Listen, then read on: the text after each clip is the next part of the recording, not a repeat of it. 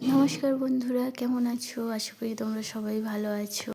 আজ দেখো খুবই সহজে আমি ডিম বিরিয়ানি বানিয়ে ফেললাম। তোমরাও চাইলে যখন ঘরে ভালো কিছু খেতে ইচ্ছা হবে অথচ কিছু থাকবে না, তোমরা এইভাবে ডিম বিরিয়ানি বানিয়ে নিতে পারো খুবই সহজে। কোনো অংশে টেস্টের কোনো কমই থাকবে না, পুরো চিকেন বিরিয়ানির মতোই খেতে লাগবে। বন্ধুরা পাশে থেকো, পুরো ভিডিওটা দেখো, আর কোনো নতুন বন্ধু এসে থাকলে অবশ্যই সাবস্ক্রাইব করে দিও। চলো বানিয়ে দেখাই রেসিপিটা। প্রথম আলু সিদ্ধ করে নিয়েছি, ডিমও সিদ্ধ করে নিয়েছি, নিয়ে তার মধ্যে কিছু মশলা দিয়ে নেব। যেমন দেখতেই পাচ্ছ, লবণ, লঙ্কার গুঁড়ো, হলুদ গুঁড়ো, জিরে মরিচ, তারপর এইভাবে সব কিছু দিয়ে কোট করে রেখে দেব।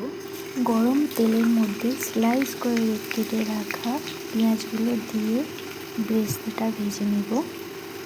একটু সময় দিয়ে লো টু মিডিয়াম আঁচে এভাবে লাল লাল করে ভেজে নেব। ওই তেলের মধ্যেই ডিম ও আলুগুলো ভেজে নেব। দেখো এভাবে লাল লাল করে ভেজে তুলে নেব।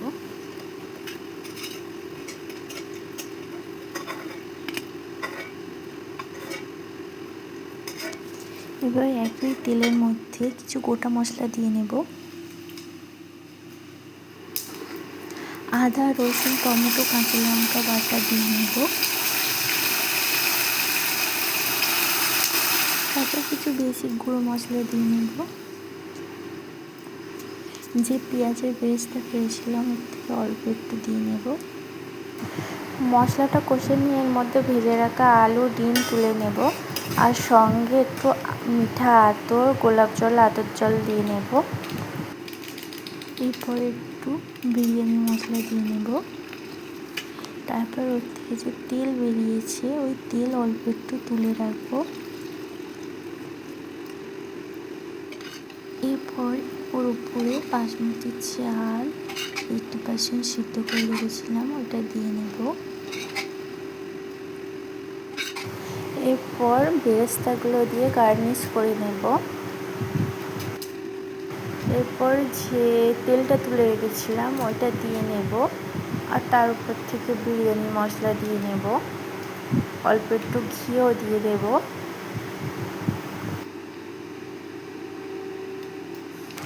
এরপর যাতে না হাওয়া বেরিয়ে যায় সেরকম একটা ঢাকা দিয়ে প্রায় 15 মিনিটের মতো দম দিয়ে নেব। 15 মিনিট বাদে আঁচটা বন্ধ করে আরও 10 মিনিট মতো রেস্টে দিয়ে তারপরে ঢাকাটা খুলে দেখবে, এইভাবে ঝুরো ঝুরো বিরিয়ানি রেডি হয়ে যাবে। দেখতেই পাচ্ছ কতটা ঝুরো ঝুরো হয়েছে, এক ভাতের উপর ভাত লেগে যায়নি। অবশ্যই বাড়িতে এইভাবে একবার ট্রাই করে দেখো বন্ধুরা। লাইক, কমেন্ট, শেয়ার করে দিও। আর পাশে থাকা বেল আইকনটা ঠিক অবশ্যই পাশে থেকো বন্ধুরা। আর একবার বাড়িতে ট্রাই করে দেখো, আর কেমন লাগলো অবশ্যই জানিও। বিরিয়ানিটা দেখতে যতটা সুন্দর হয় খেতেও ততটাই টেস্টি হয়।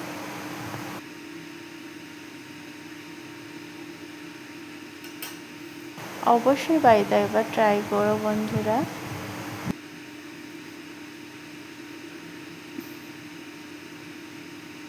টাটা, আজ তবে আসি, কাল আবার একটা নতুন ভিডিও নিয়ে আসবো।